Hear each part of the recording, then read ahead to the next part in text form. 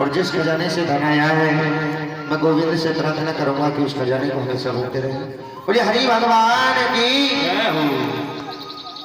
देखिए मैंने कल की कथा में, परसों की कथा में भी बताया था पितरों वाली बात। जो आप यहाँ कथा में आकर के दान करते हैं, दान का मतलब ऐसे नहीं 10 रुपए 20 रुपए दान कर दिए, जो एक ब्राह्मण की दक्षिणा का दान करते हैं, जो एक ब्राह्मण की दक्षिणा का दान करते हैं, ये समझ लेना कि जो व्यक्ति कथा करा रहे हैं उसका पूरा फल उस व्यक्ति को चला जाता है, उसके पूर्वजों को चला जाता है। लेकिन जब घर में दुख होता है ना कि पंडित जी महाराज ये देखो, पंडित जी महाराज वो करो, हम क्या करें? पंडित जी का कर्तव्य होता है बताने का, समझाने का। अब मर्जी आपकी है कि करो या ना करो।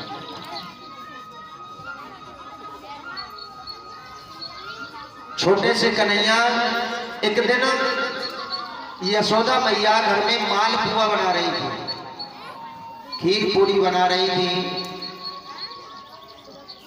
कन्हैया ने पूछा कि मैया एक बात बताओ, तुम ये मालपुआ किसके लिए बना रही हो?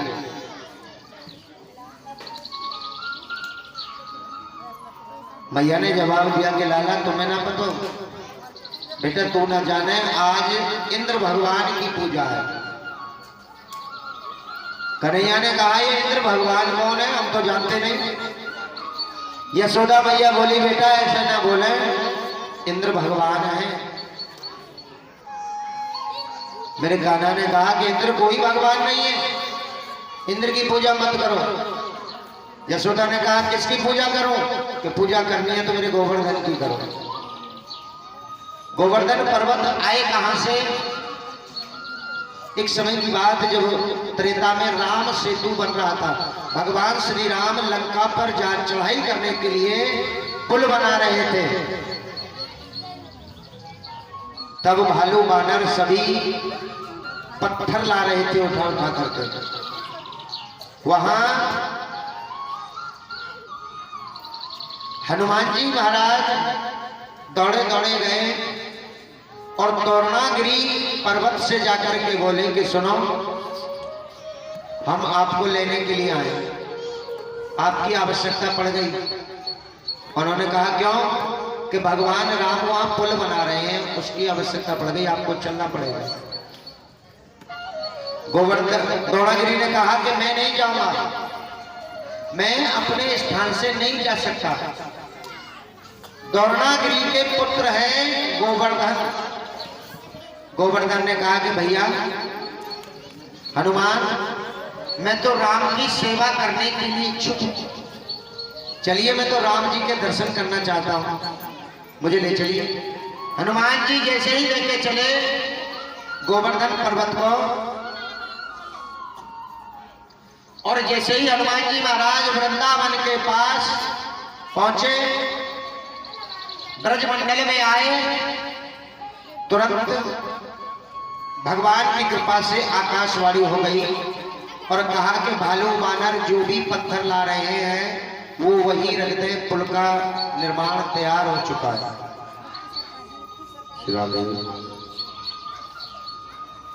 हनुमान जी ने द्रोणागिरी पर्वत से कहा, गोवर्धन पर्वत से कहा कि भैया भगवान का पुल बन चुका है, अब आप वहां मत जाइए, यही विराजमान हो जाइए।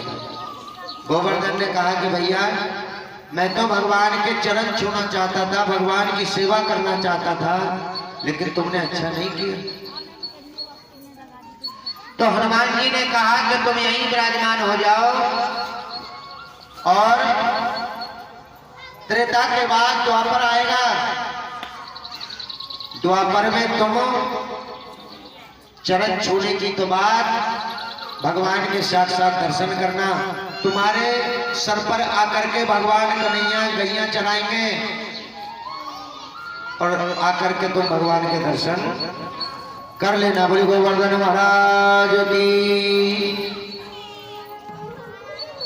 वहीं आज वृंदावन में गोवर्धन पर्वत है, और गोवर्धन पर्वत की आज भी महिमा है। अच्छा कौन कौन भक्त हैं जो गोवर्धन गए हैं? परिक्रमा लगाने के लिए? वृंदावन कौन कौन गए हैं? एक दो ही भक्त गए हैं। वृंदावन कौन कौन गए हैं? वृंदावन निधिवन में गए घूमने के लिए? निधिवन नहीं गए। निधिवन की आज भी सच्चाई बता रहा हूं, कलयुग में जो निधिवन में जाता है और भगवान